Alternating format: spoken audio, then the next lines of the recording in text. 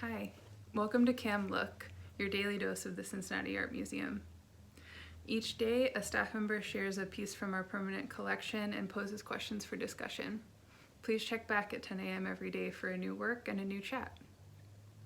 My name's Megan Nauer. I'm the Marketing and Communications Coordinator at the museum. Today I'm going to be talking to you about Elizabeth Catlett's sculpture of Phillis Wheatley. You may have gotten to see this work as part of our Women Breaking Boundaries exhibition. When I first started in my job just over a year ago, it was in our Schmidlap gallery in between the lobby and the Great Hall, and I just was really captivated by the way that Phillis Wheatley's expression in bronze would catch the light and reflect differently at different times of day. So the idea for the sculpture came about at a conference for women poets in 1973. The writer Margaret Wachs suggested to Catlett that she create a sculpture of Wheatley, who was the first published African-American poet in this country.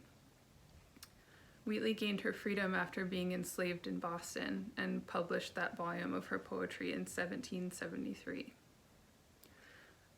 Elizabeth Catlett used the only known portrait of Phillis Wheatley as reference for her sculpture.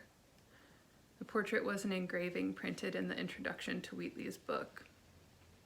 Catlett simplified the details of Wheatley's clothing to create a portrait of the writer that feels timeless.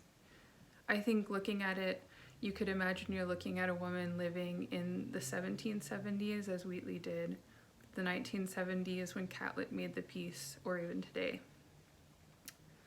When I look at the sculpture, I often reflect on the fact that there was only a single surviving portrait of Phillis Wheatley, this incredibly important woman.